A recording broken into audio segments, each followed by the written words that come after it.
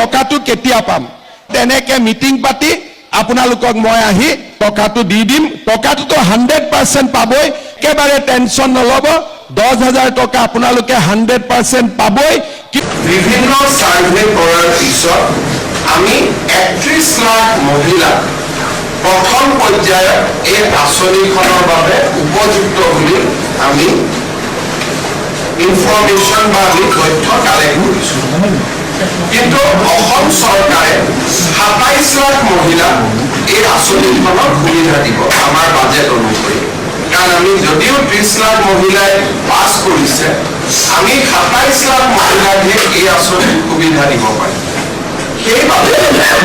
অহা কেইটামান দিনত ব্লক পৰ্যায়ত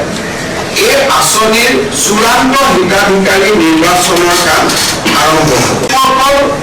মন্ত্ৰী বিধায়ক প্ৰাক্তন বিধায়কৰ পৰিয়াল তেওঁলোকে এই আঁচনিখনৰ সুবিধা নাপাব দ্বিতীয়তে যিসকল ৰাজপত্ৰিত বিষয়া gazetted class 1 and class 2 officer তেওঁলোকৰ পৰিয়ালেও এই আঁচনিৰ সুবিধা নাপাব যিসকলৰ আমাৰ মদৰ দোকানৰ লাইসেন্স আছে যিসকলৰ ঘৰত ব্যৱসায়িক ভিত্তিত ট্ৰাক্স আছে জেচিবি আছে বা যিসকলে আয়কৰ পৰিশোধ কৰে তেনেকুৱা লোকেও বা তেনেকুৱা আইমাতৃয়েও এই আঁচনিখনৰ সুবিধা নাপাব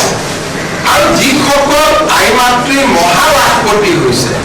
তেওঁলোকক আমি এখন সুকীয়াকৈ আঁচনি দিম যিহেতু অলৰেডি তেওঁলোকে বেংকৰ পৰা লাখ টকা লোনেই ল'লে গতিকে 10,000 টকা লোৱাত ইয়াৰ প্ৰয়োজন নাই কিন্তু তেওঁলোকক আমি সুকীয়াকৈ আৰু ভাল আঁচনি এখন দিয়াৰ বাবে আমি চিন্তা কৰিম এই ধৰণে আমি যিটো মহিলাসকলক 10,000 টকা দিয়াৰ ঘোষণা কৰিছিলোঁ সেই আঁচনিখনক আমি চূড়ান্ত পৰ্যায়লৈ লৈ গৈছোঁ আৰু আঁচনিখনৰ শুভ উদ্বোধন এপ্ৰিল মাহত আমি বিহালী সমষ্টিত কৰিবৰ বাবে সিদ্ধান্ত গ্ৰহণ কৰিছোঁ অৰ্থাৎ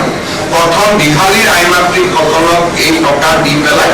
এই আঁচনিখনৰ আমি শুভ উদ্বোধন কৰিম তাৰপিছত প্ৰতিটো সমষ্টিতে একোখন মিটিং হৈ এই আঁচনিৰ টকা আমি সমষ্টি ভিত্তিক বিতৰণ কৰিম আমি টকাটো কেতিয়া পাম এই কেইদিন আমি ধুনীয়া কৰি ভেৰিফিকেশ্যন বিলাক কৰি আছো 28 তাৰিখৰ ভিতৰত আমাৰ ভেৰিফিকেশ্যন বিলাক কমপ্লিট হৈ যাব ভেৰিফিকেশ্যন কমপ্লিট হোৱাৰ পিছত আমি মহিলাসকল যিসকল ইয়াৰ নিৰ্বাচিত হ'ল তেওঁলোকৰ আমি তালিকাখন দিম তালিকাখন দিয়াৰ পিছত আপোনালোকক আমি 3 দিনৰ ট্ৰেইনিং দিম কিয় ট্ৰেইনিং দিম এই কথাটো বুজি লওক 10,000 টকাটো শেষ নহয় 10,000 টকাটো আৰম্ভণি আমাৰ উদ্দেশ্য হ'ল যে এই 10,000 টকাটো ভাল কৰি যদি আপোনালোকে খৰচ কৰে পিছত আমি আপোনালোকক আৰু নতুন নতুন আঁচনি আৰু বেংকৰ লগত আপোনালোকক আমি সম্পৰ্ক কৰি দিম যাতে মোটামুটি 2-2.5 বছৰৰ ভিতৰত চৰকাৰৰ পৰা আপোনালোকে আৰু বেংকৰ পৰা মিলি 1 লাখ টকা কৰি আপোনালোকে পাব পাৰে কিন্তু যদি কোনোবাই 10,000 টকা পালে আৰু গিৰিয়াকে টকাটো লৈ গ'ল তেতিয়া ইটোটো আৰু আগনাবাঢ়িব সেই কাৰণে এটা 3 দিনৰ ট্ৰেইনিং কৰি টকাটো আমাৰ আঁচনিখন কি কেনেকৈ আগবাঢ়িব লাগিব আমি বুজাই দিম আৰু তাৰ পিছত এনেকৈ মিটিং পাতি আপোনালোকক মই আহি টকাটো দি দিম টকাটো 100% পাবই খালি অকণমান অপেক্ষা কৰক অপেক্ষাৰ ফলটো মিঠা হয় না নহয় আৰু মহিলাসকলে নিজে গম পায় আমি আপোনালোকে যেতিয়া আমাক জন্ম দিছিল এদিনতে জন্ম দিছিল নে 10 মাহ 10 দিন পেটত ৰাখি জন্ম দিছিলে নে এদিনতে জন্ম দিছিলে অকণমান ধৈৰ্য সকলোতে লাগে সৃষ্টিটো জন্ম লাগে আৰু পালনতো ধৈৰ্য লাগে হয় না নহয় গতিকে আপোনালোকৰ এই কামটো চলি আছে একেবাৰে টেনচন নলব 10,000 টকা আপোনালোকে 100% পাবই কিন্তু 10,000তকৈ আৰু কেনেকৈ বেছি পায় মই সেইটোহে চিন্তা কৰি আছো যাতে আগত গৈ আমি আৰু বেছিকৈ আপোনালোকক সহায় কৰিব পাৰো ইয়াৰ পিছত ইলেকশ্যনৰ সময়ত মই কি কৈছিলো যে আমি নিযুত মইনা আঁচনি দিম যি ছোৱালী কলেজত পঢ়ে 1,000 হায়াৰ সেকেন্ডাৰীত পঢ়ে 1250 টকা ডিগ্ৰীত পঢ়িলে 2,500 টকা পোষ্ট গ্ৰেজুৱেটত পঢ়িলে সেই আঁচনিও মই যেনেকৈ কথা দিছিলোঁ, আজিকালি বেংকত 10 তাৰিখে আমাৰ ছোৱালীসকলেও এই আঁচনি পায়। এতিয়া মোক ল'ৰাবিলাকে কৈ আছে যে মামা আমাৰ কাৰণেও কিবা এটা কৰক। এইবাৰ বাজেটত ল'ৰাবিলাকৰ কাৰণেও মই ভাল স্কিম এটা দি আছো, যাতে ছোৱালীৰ লগতে ল'ৰাবিলাকো যাতে তেওঁলোকে আগবাঢ়ি যাব পাৰে। অৰ্থাৎ আমি অসমখনক সুন্দৰ কৰি আগুৱাই লৈ যাবৰ বাবে চেষ্টা কৰিছো। আপোনালোকে চিন্তা কৰক, আগতে কোন চৰকাৰৰ দিনত আমি অৰুণোদয় পাইছিলো, কোন চৰকাৰৰ দিনত আত্মসহায়ক গোটে উৎসাহ পাইছিলে, কোন চৰকাৰৰ দিনত নিযুত মইনা আঁচনি হৈছিলে, কোন চৰকাৰৰ দিনত আগতে দালি আৰু চেনিও ৰেচন কাৰ্ডত দিয়াৰ কথা হৈছিলে, কোন চৰকাৰৰ দিনত এনেকে মাইক্ৰ' ফাইনেন্সৰ লোন ৰেহাই পাইছিলে, আৰু কোন চৰকাৰৰ দিনত আপোনালোকে আজি 16 লাখ মহিলা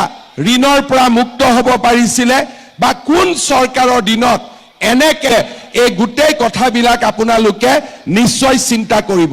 আপোনালোকৰ মনত ৰাখিব যে কংগ্ৰেছৰ দিনত অৰুণোদয়ো নাছিলে, মাইক্ৰ' ফাইনেন্সৰ লোন ৰেহাইও নাছিলে, আত্মসহায়ক গোটৰ আঁচনিও নাছিলে, আমাৰ মহিলাসকলক ৰেচন কাৰ্ডো দিয়া নাছিলে, অৰ্থাৎ আমাৰ কলেজত বিনামূলীয়া এডমিশ্যন নাছিলে, নিযুত মইনা নাছিলে। কংগ্ৰেছৰ দিনত একো নাছিলে, খালি কংগ্ৰেছৰ কি আছিলে, মহিলাবিলাকক সূতা আৰু কম্বলৰ নামত ইখন মিটিঙৰ পৰা সিখন মিটিঙলৈকে মহিলা কথা আপোনালোকক ক'ব খুজিছো। অসমত মই 3.5 বছৰ মুখ্যমন্ত্ৰী হলো, মোৰ আগতো বহুত মুখ্যমন্ত্ৰী হৈছিলে। এতিয়া আপোনালোকে চাওক, আগতে যেতিয়া পৰীক্ষাৰ ৰিজাল্ট দিয়ে, APSC ৰিজাল্ট দিয়ে, পুলিচৰ ৰিজাল্ট দিয়ে, তৃতীয় চতুৰ্থ শ্ৰেণীৰ ৰিজাল্ট দিয়ে, তেতিয়া টিভিত কি ওলাই বাতৰি যে কোন মন্ত্ৰী ল'ৰাই DSP হ'ল, কোন অফিচাৰৰ ল'ৰা গৈ পেলাই মেজিষ্ট্ৰেট হ'ল, কোন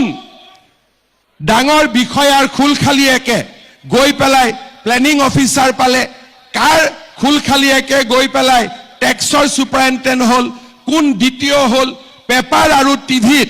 এই লিষ্টবিলাক আহিছিলে, আৰু এই লিষ্টবিলাকৰ লগত কি লিখিছিলে যে এনেকুৱা এটা চাব লাগিব, নহ'লে মন্ত্ৰী বিধায়কৰ আশে পাশে থাকিব লাগিব। পঢ়া শুনাৰ কোনো মূল্য নাই, পঢ়া শুনা কৰিলে অসমত কোনেও চৰকাৰী চাকৰি নাপায়। আৰু মানুহে এইটো মানি লৈছিলে। মোৰ ওচৰতে আহি কয় যে দাদা কিবা এটা লাইন দিয়ক, মই মেজিষ্ট্ৰেট হ'ব লাগে। কোনোবাই আহি ক'ব যে মই 1 কোটিলৈকে টকা ঘোষ দিম, মোক চাকৰিটো যেনে তেনে কৰি দিব লাগে। মানুহে ভাবিছিলে টকা দিয়াটোৱে নিয়ম, আৰু বিনা টকা চাকৰি কেতিয়াও সম্ভৱে হ'ব নোৱাৰে। আৰু তেনেকৈ আমাৰ অসমখন 75 বছৰ চলি আছিলে। 2021 চনত মই মুখ্যমন্ত্ৰীৰ দায়িত্ব লোৱাৰ পিছত কৈছিলো যে এনেকে নহয়, আমি পৰিৱেশৰ